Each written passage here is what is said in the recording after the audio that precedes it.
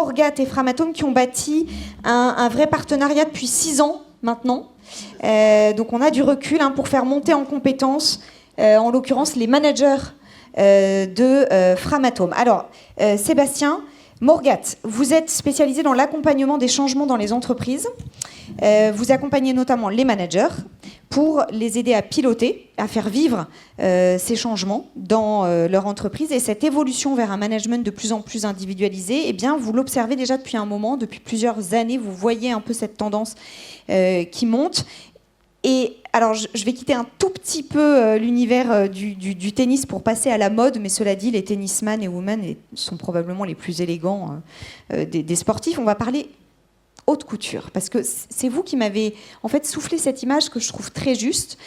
Vous dites qu'il faut passer d'un management prêt-à-porter à un management haute couture. On ne peut pas faire du prêt-à-porter en fait pour tout le monde, la même chose. Ça ne marche plus. C'est ça l'idée ? Exactement, bonjour à tous. C'est tout à fait ça, Maude. Je pense que dans cette salle, tout le monde a constaté depuis plusieurs années maintenant l'évolution du monde du travail, l'évolution des attentes des salariés vis-à-vis du travail, vis-à-vis de l'environnement professionnel. Et donc, aujourd'hui, un manager, il ne peut plus piloter de la même manière qu'il a toujours piloté. Je prends quelques exemples simples ou concrets.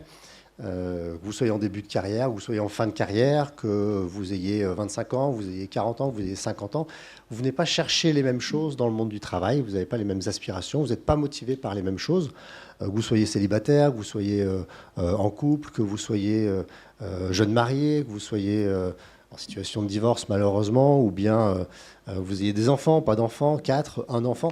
Toutes ces situations, elles entraînent des contraintes qui sont différentes, des attentes qui sont différentes. On vient chercher des choses qui nous sont spécifiques dans notre entreprise, dans notre employeur. Donc le manager aujourd'hui, lui, il doit comprendre cet environnement, cet écosystème. Il doit connaître ses attentes, il doit les identifier chez chacun de ses collaborateurs et il ne peut plus piloter son équipe de la même manière pour tout le monde. Donc il va devoir s'adapter à chacun et c'est pour ça que je parle de sur-mesure managériale ou de haute couture managériale, c'est qu'il va devoir entrer dans cette dimension-là. Et finalement, c'est quoi l'intérêt de développer cette approche-là ? Eh bien, c'est qu'on va avoir des collaborateurs qui vont pouvoir se sentir bien, parce que finalement, c'est quoi l'intérêt du sur-mesure ? C'est qu'on porte un vêtement dans lequel on se sent super bien, et c'est vraiment l'objet, c'est que le collaborateur se sente bien dans son entreprise, dans son équipe et dans la relation avec son manager. Ça signifie quoi concrètement pour l'action managériale ? Qu'est-ce que ça change pour lui, pour le manager ? Parce que c'est un vrai défi, ça, d'être en capacité de faire du sur-mesure pour chacun de ses collaborateurs. Oui, c'est un vrai défi. Qu'est-ce que ça veut dire pour le manager ? Je dirais la première chose, ça nécessite qu'il investisse du temps pour connaître son ou ses collaborateurs, qui les connaissent individuellement. Une équipe, on ne le rappelle jamais assez, ce sont des individus. C'est ça, c'est la somme d'individus et le manager, il est chef d'orchestre. Finalement, il doit amener cette équipe à jouer ensemble. Donc, il va falloir qu'il apprenne à connaître les compétences, les forces, les caractères, les différences de chacun de ses collaborateurs. Alors pour ça, comment est-ce qu'il va faire ? Je pense qu'une des conséquences aussi pour lui, c'est qu'il va devoir créer des temps, une forme de routine managériale, créer des temps d'échanges individuels, de rencontres qualitatives avec chacun de ses collaborateurs. Pas seulement lors de l'entretien annuel d'évaluation. Exactement, c'est au-delà de l'entretien annuel, c'est une fois par an. Mais des temps formalisés, enfin des temps ritualisés, identifiés comme tels. C'est ça, dans l'année, parce qu'il y a des temps ritualisés, l'entretien annuel en est un.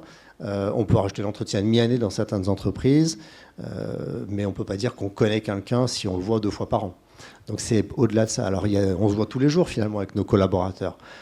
Mais tous les jours, on parle des problèmes, on parle des enjeux, on parle des urgences, on parle des priorités. On ne parle pas de ce qui te donne envie de venir le matin, de quels sont tes leviers de motivation, de quels sont tes points de confiance ou de manque de confiance. On ne parle pas de ça, en fait. C'est ça. C'est qu'en fait, on parle d'opérationnel. Donc, c'est de mixer ça avec des temps de rencontre individuels qu'on va ritualiser. Pendant lesquels on va prendre du recul sur le collaborateur. On va aider le collaborateur à prendre du recul sur lui-même, on va nous prendre du recul sur lui, puis on va prendre du recul sur la relation qu'on a ensemble. Alors, ça implique pour le manager du coup de de progresser sur des aspects comme poser des bonnes questions, comme améliorer son écoute, comme aussi identifier les leviers de motivation qui sont propres à chacun. Qui sont des compétences RH. Donc là, c'est là qu'on retrouve ce duo RH manager comme vraiment essentiel. C'est-à-dire que c'est quoi la mission des RH là-dedans? C'est de former les managers à savoir faire ça, poser les bonnes questions, écouter. Entre autres, c'est vrai que parfois on devient manager par expertise et en fait l'expert n'est pas forcément le meilleur manager. Et puis même quand on n'est pas forcément l'expert, poser une bonne question, c'est pas si simple que ça. Alban est dans la salle, je crois, et voilà. Il le dit souvent, c'est l'art de poser la bonne question. C'est ça, c'est arriver à créer ces conditions d'échange avec son collaborateur, poser les bonnes questions, écouter, créer les conditions de la confiance aussi, parce que pour qu'il s'exprime, il faut qu'il y ait cette confiance. Ça veut dire aussi adapter sa communication. On est tous différents. Il y en a certains qui apprécient la communication directe, d'autres qui se sentent agressés quand c'est trop direct. Il faut prendre plus de précautions oratoires. Quand on le sait, ça, on peut s'adapter. Donc ça veut dire connaître correctement chaque collaborateur, ça veut dire que ça prend du temps. Oui, c'est ça. Est-ce que c'est pas ça le principal problème finalement? Ouais, c'est en fait le principal frein qu'on entend des managers. Ça demande beaucoup de compétences, donc ça demande du temps. Et en fait, ils n'ont pas ce temps. Qui leur donne ce temps? Ouais, j'ai pas le temps de faire du sur-mesure, moi. C'est ça qu'ils nous disent. Alors, l'enjeu, il est sur le fait de les inciter à essayer. Parce qu'à partir du moment où le manager essaye d'individualiser, de s'intéresser à l'un ou à l'autre de ses collaborateurs, là, on a un effet derrière qui est hyper intéressant. C'est de voir que finalement, il connaît un peu mieux son collaborateur, il le comprend un petit peu mieux, il le cerne un peu mieux, il s'adapte. Et puis du coup, le collaborateur le vit aussi, ça. Il voit que son manager passe du temps avec lui. Et du coup, la relation, elle devient beaucoup plus fluide, beaucoup plus naturelle, beaucoup plus intéressante. Et là, c'est top parce qu'on a un manager qui commence à prendre plaisir. Prendre plaisir à reprendre plaisir à manager, en fait. C'est ça, à découvrir le management différemment. Il y voit un autre intérêt, ça donne du sens à sa mission. Et là, c'est génial parce que ça pardonnez-moi. Ça a un autre effet derrière, c'est que puisqu'il prend plaisir, il a plus envie de rester. Ça nous ramène à l'expérience manager dont parlait Jonathan tout à l'heure. En fait, ça participe d'une nouvelle expérience quand on sait en effet qu'il y a une certaine désaffection pour ces métiers, pour ces responsabilités qui sont plus souvent associées à du stress, une surcharge, un manque de temps. C'est ça. Dans beaucoup d'entreprises que je rencontre, j'entends parler de crise du management, c'est-à-dire que les personnes ont du mal à trouver des gens qui veulent devenir manager, mais ça se comprend. C'est vrai que quand un manager en interne, il parle de son job qui est de je dois gérer des problématiques, je dois gérer du social entre guillemets, ça me demande du temps, ça prend sur mon temps pour mener à bien mes missions, ça me demande du travail supplémentaire. Qui veut faire ça ? Personne, c'est pas motivant. Si jamais le manager, lui, il vit son rôle différemment, il a une autre histoire à raconter, et du coup, l'histoire interne, elle est différente ensuite. Ça revalorise le métier et ça donnera peut-être envie à certains de ses collaborateurs d'accéder à des fonctions managériales. C'est un vrai enjeu, quelque part, vous venez de le dire, de fidélisation, auquel vous êtes confrontés particulièrement chez Framatome, Marie-Édith. Vous avez un défi immense en ce moment. Alors, on est dans le nucléaire, oui. Mais vous allez nous expliquer. C'est pas forcément plus sexy que Kiloutou, mais... Alors, un peu plus aujourd'hui qu'il y a 4-5 ans quand même. Tout à fait. Vous êtes plutôt dans un... Mais c'est pas plus facile à gérer que l'inverse. Vous me le disiez, finalement, quand on est dans des vents porteurs, les enjeux sont doubles chez vous. Important. Oui, tout à fait, Maude. Effectivement, Framatome, donc on est un des acteurs dans le secteur de l'énergie nucléaire et actuellement, on fait face à un double défi. Alors, le premier, il est lié à notre secteur d'activité, le nucléaire. C'est un secteur qui est en très forte croissance. Pour vous donner quelques ordres de grandeur, on recrute dans le nucléaire 10 000 personnes par an en France. Dans ces 10 000, Framatome, on en recrute 1810. EDF en recrute, Orano, le CEA, les grands donneurs d'ordre. Donc effectivement, on a beaucoup de besoins en termes de recrutement. Et beaucoup de concurrence. Et beaucoup de concurrence parce qu'on est nous-mêmes en croissance recrutement, croissance externe, dans un secteur qui, lui, est en croissance. Donc effectivement, il y a un enjeu très très fort pour nous d'attractivité. Il faut attirer les meilleurs talents. Je dis toujours qu'aujourd'hui, ce qui est stratégique pour nous, c'est d'avoir les bonnes personnes au bon endroit, puisque dans le nucléaire, la compétence, c'est effectivement, comme vous l'imaginez, quelque chose de vraiment clé et stratégique. Donc, il faut attirer les talents, il faut les garder, il faut les développer, il faut les retenir. Et dans ce secteur-là, dans ce domaine-là, évidemment, le manager a un rôle clé pour garder ses talents.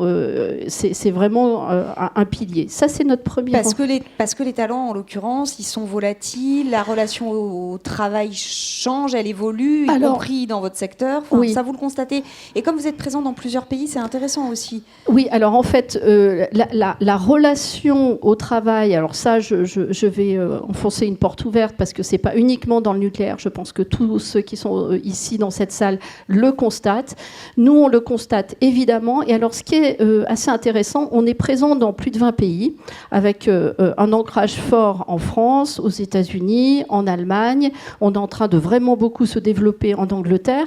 Et on est présent dans aussi pas mal d'autres pays, la Chine, l'Afrique du Sud, le Japon, la Corée du Sud, enfin, des pays qui ont des marchés différents, des cultures différentes, des sensibilités différentes. Et ce que l'on note, en tous les cas, c'est que dans tous ces pays-là, auprès de nos collaborateurs, la relation au travail, elle évolue. Alors, y compris dans des pays comme les États-Unis, qui avaient une approche déjà très, très transactionnelle. On savait que c'était des marchés qui étaient historiquement très volatiles. Je peux vous dire que depuis le confinement, le Covid, c'est devenu vraiment quelque chose qui s'est hyper développé et nos collaborateurs attendent, alors évidemment, Maud, alors c'est Maud, c'est pas April, mais Maud, mentionner la politique sociale, le package social, eh bien, aux États-Unis, c'est quelque chose qui devient très important parce que beaucoup plus qu'avant. Beaucoup plus qu'avant. Mais dans tous les autres pays, même des plus petits pays, on constate que nos collaborateurs sont assez sensibles à ce que l'employeur peut leur offrir. Alors, ça va bien au-delà du package rémunération, c'est la possibilité de se développer, de se former, l'équilibre vie pro, vie perso, le cadre de travail, la flexibilité, mais aussi... ils sont de plus en plus attachés, ça c'est quand même très nouveau, très, très nouveau dans notre industrie, très attachés à une adéquation entre les valeurs de l'entreprise et leurs propres valeurs. Voilà, ils sont en recherche de sens dans ce qu'ils font. Et d'impact. C'est-à-dire qu'ils ont besoin, ce que vous nous disiez, c'est qu'ils ont besoin, pour revenir à la notion d'individualisation, ils ont besoin individuellement de constater, de sentir que leur action a un impact, et pas seulement au niveau... Alors ça, c'est très fort, parce que, bien évidemment, ils se posent et ils nous posent aussi cette question-là. Quel est l'impact de mon travail dans la société,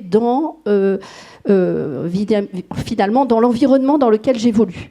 Alors, dans le cas de notre marque employeur, c'est quelque chose sur lequel on travaille parce que, évidemment, à Framatome, on a quand même quelques arguments sur lesquels on peut s'appuyer puisque énergie décarbonée, donc on est très impliqué dans la lutte contre le réchauffement climatique, mais aussi on est très impliqué dans la lutte contre le cancer avec la médecine nucléaire, dans des enjeux d'énergie, de souveraineté. C'est vrai qu'on y pense peut-être moins, ça, la médecine nucléaire, quand on entend Framatome. Voilà, on y pense moins, mais ça, c'est quelque chose sur lequel, justement, on est en train de travailler en termes de communication, tant en externe qu'en interne. Mais comment on fait quand on est sur des projets comme les vôtres, qui sont des projets, on l'a vu là, qui prennent parfois 12 ans de retard ?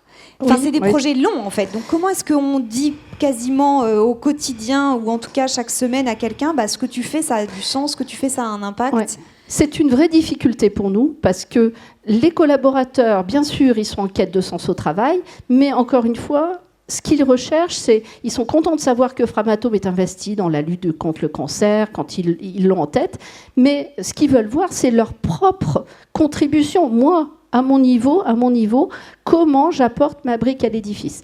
Alors là, c'est une difficulté et on travaille avec nos managers pour faire en sorte que les managers identifient des sous-projets, parce qu'effectivement, quand on est dans une industrie du temps long, entre le moment où un projet se lance et un moment où il arrive sur le marché, il peut s'écouler 12 ans, 15 ans, 20 ans. Enfin, c'est vraiment une industrie du temps long, donc nos collaborateurs vont s'essouffler. Donc là, on travaille sur... Quand vous dites « on travaille », c'est RH et manager. C'est vraiment la communauté RH et manager. On est vraiment très attentif à identifier des sous-projets, incentiver vraiment les résultats sur des échelles de temps qui sont mesurables, vraiment. Et on sait que maintenant, la nouvelle génération, c'est plutôt du 2 ans, 3 ans grand maximum, hein, parce que sinon, ils veulent passer à autre chose. On travaille aussi beaucoup, et c'est quelque chose qu'on va renforcer sur les parcours carrière, mais cette notion vraiment d'objectif mesurable, d'objectif atteignable, c'est quelque chose sur lequel on travaille, parce que sinon, on les perd en fait. On va perdre nos collaborateurs. Et dans l'idée d'atteindre ces objectifs, le manager doit évidemment faire confiance. Enfin, il fixe des objectifs et ensuite, la clé, c'est la confiance qu'il va accorder à ses collaborateurs, même si le cadre peut être différent en fonction des collaborateurs. Et là, on revient aux sur-mesures dont on parlait tout à l'heure. Oui. La confiance, elle est pour tout le monde. Le cadre n'est pas forcément le même. Oui, et là, je vais reprendre les mots de Sébastien, et ce n'est pas un hasard si on est en partenariat. Oui, puisque, je le rappelle, vous êtes partenaire depuis 6 ans. Hein. Voilà, depuis 6 ans, on travaille avec Boardgad pour des formations, pour accompagner nos managers. Effectivement, là, c'est, je crois, vraiment de la haute couture et du sur-mesure. Alors, ça peut paraître un peu prétentieux, mais effectivement, la clé de la confiance, c'est vraiment la clé de voûte du management d'équipe. Alors, au niveau de notre maison mère, puisque Framatome est maintenant une filiale d'EDF depuis quelques années, on a développé au sein d'EDF et au sein de Framatome des programmes qui s'appellent « Osons la confiance ». Alors, je crois que déjà, dans le terme, tout est dit. Hein. Il faut oser, hein. Il faut inciter les managers à sortir parfois un peu de cette carapace, sortir du cadre, comme le mentionnait Jonathan.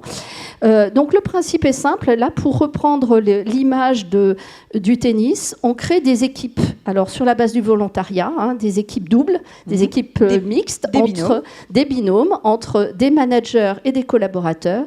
Et ils sont invités à participer à ces sessions de formation qu'on appelle des bootcamp. C'est vraiment pour casser un peu les codes et pour travailler sur la confiance mutuelle. On les dote de boîtes à outils. Ces boîtes à outils vont leur permettre, après, au sein de l'équipe, de manager différemment. Camille citait le recrutement avec l'intervention de pairs dans le process de recrutement. Ça fait partie d'un de nos outils que nous utilisons, nous aussi, dans le cadre du recrutement et qui est dans le cadre de Osons la confiance. Et vous le disiez aussi, donc on ose la confiance, on accepte que les règles du jeu ne soient pas forcément les mêmes pour tout le monde, mais il y a quand même certaines règles, pour le coup, qui sont intangibles, oui. Des moments... quelques figures imposées qu'il faut respecter. Tout à fait. Il y a des routines, et ça, c'est des routines qui sont imposées. C'est les figures de style, on va dire, imposées. Et puis, dans ces figures-là, il y a tout ce qui est entretien annuel, mais on a instauré aussi à Framatome depuis déjà quelques années des routines d'équipe. Que l'on appelle des Here and Now. Alors, les Here and Now, c'est très simple, c'est-à-dire c'est un format régulier, toutes les semaines ou tous les 15 jours à la main du manager. Et dans le cadre d'une équipe, on partage ensemble les succès de la semaine, les difficultés, les priorités et les informations. Et alors, c'est un format qui est extrêmement efficace pour faire circuler l'information, mais pas que. Parce que quand vous partagez, le manager, il partage ses difficultés au même titre que les collaborateurs. Quand vous partagez vos difficultés, eh bien forcément, ça va stimuler l'esprit d'adhésion, de cohésion, et chacun va être incité à dire, mais au fait, sur ce sujet-là, est-ce que tu as pensé... Moi, j'ai eu le même problème il y a 2 ans, j'avais eu un tel qui m'avait débloqué la situation, et vraiment, là, petit à petit, pour l'avoir animé depuis un certain nombre d'années, je peux vous dire que c'est un outil qui est puissant pour les managers et qui contribue vraiment à la cohésion de l'équipe. Alors, ça, c'est vraiment, effectivement, un exercice imposé. Maintenant, le manager, il doit s'adapter. Il doit s'adapter à chaque individu, puisqu'une équipe, c'est une somme d'individus, forcément. Et ça s'apprend. Je reviens vers Morgane, puisqu'il y a un programme Nouveau Manager que vous proposez également, qui dure 5-6 mois. Et là, l'idée, c'est de l'aider à grandir, à développer les compétences dont il aura besoin pour mener ce type de rendez-vous here and now, mais d'autres aussi. Exactement, c'est ça. En fait, toutes les personnes ici présentes, toutes les entreprises présentes ici vivent des changements, ont vécu, vivront des changements qui peuvent être importants. Et puis tous les DRH aussi présents sont soucieux de faire monter en compétence leurs collaborateurs. Ce qu'on constate, c'est qu'il y a un écart qui se creuse entre la vitesse à laquelle les changements ont lieu dans les entreprises et également la vitesse à laquelle on développe les compétences. Donc Morgane, nous on intervient là-dessus et notre objectif c'est d'accélérer cette montée en compétences.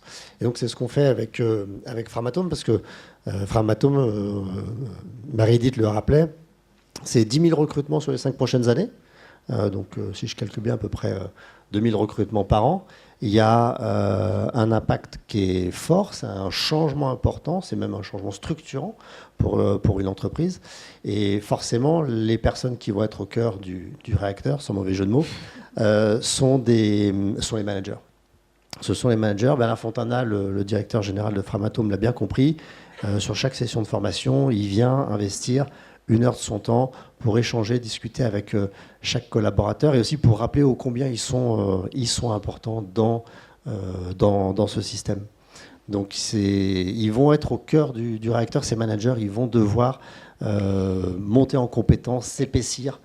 Et alors, est-ce que vous pouvez nous citer quelques-unes de ces compétences vraiment, enfin, qu'est-ce qu'ils doivent acquérir s'il y avait les 5-6 compétences essentielles à acquérir, à développer, parce qu'en vérité, ça se développe, les soft skills. C'est ça. C'est ce qu'on fait sur ce parcours qui dure 5-6 mois, à raison d'une journée par mois. C'est vraiment du learning by doing, c'est-à-dire qu'on va les inciter à tester. Je le disais tout à l'heure, il faut qu'ils incitent à tester. Et donc les compétences qu'on va voir, c'est, par exemple, on va parler d'abord de la posture du manager, la posture managériale, trouver le bon équilibre entre l'exigence à avoir et aussi la bienveillance à avoir avec ses collaborateurs, trouver le bon équilibre. Ça va être le courage managérial. Alors ça revêt plusieurs choses. La capacité à prendre des décisions difficiles, et puis au-delà de les prendre, c'est les annoncer, comme on fait pour les annoncer derrière. C'est aussi relayer des décisions qui viennent de la hiérarchie, et parfois des décisions qu'on ne partage pas ou on n'est pas vraiment convaincu. Ça va être de faire passer des messages un peu délicats, parfois sur des aspects de comportement ou d'attitude. Ça peut être des recadrages. Bien sûr. Savoir faire des feedbacks. Savoir faire des feedbacks. Et là aussi, de façon individualisée, adaptée à chacun. C'est ça, le feedback individualisé, propre à qu'est-ce que je vais dire et comment je vais le dire à une telle ou à un tel. Les one-to-one aussi, dont on parlait, cette routine managériale, c'est comment on la met en place, comment on le présente aux équipes, comment on donne du sens à ça. Et puis ensuite, comment on le mène. C'est concrètement, je suis face à toi, qu'est-ce qu'on se dit, comment je pilote cet entretien, comment je fais pour qu'il soit motivant, qu'il soit constructif, que l'individu soit acteur de son entretien et pas simplement le spectateur, qu'on l'embarque avec nous, qu'il soit acteur de sa montée en compétences. C'est tout ça qu'on va voir avec les managers. Et puis il y a aussi tout ce qui est détection des leviers de motivation pour une telle ou un tel. On travaille avec eux, on leur remet une matrice d'engagement sur laquelle on va les former, les inciter à maîtriser cet outil-là pour l'utiliser. On utilise aussi beaucoup le disque pour la communication, adapter sa communication pour que je sois pertinent avec une telle. Pour que chaque manager devienne un Yves Saint-Laurent du management. C'est ça, exactement. Et c'est ça qu'ils apprécient, c'est d'être le Yves Saint-Laurent de leur équipe. C'est de pouvoir. c'est plus exigeant, mais c'est plus valorisant aussi. Complètement. Et le bénéfice, il est pour l'entreprise, il est pour le manager et il est pour le collaborateur. Puisqu'on parle de bénéfices ou de cadeaux, je crois que vous vouliez faire un cadeau à notre assemblée ici réunie. Donc, je vais vous laisser dévoiler cette jolie surprise, puisque Morgat, vous offrez un module de formation, c'est bien ça ? C'est ça, on ne voulait pas vous laisser sans rien. Donc, si ça vous intéresse, eh bien, vous avez la possibilité de scanner ce QR code et vous aurez accès gratuitement à un module de formation qui s'appelle Mobiliser et fidéliser vos talents. Voilà, il faut que vous juste remplissiez votre nom, prénom pour qu'on puisse vous l'envoyer ensuite. Et vous aurez tout le module qui fait une 40aine de minutes de mémoire. Pour devenir Yves Saint Laurent. Voilà, donc ça c'est la partie digitale de Morgat, mais ça contribue à devenir Yves Saint Laurent. Merci à tous les deux. Merci beaucoup.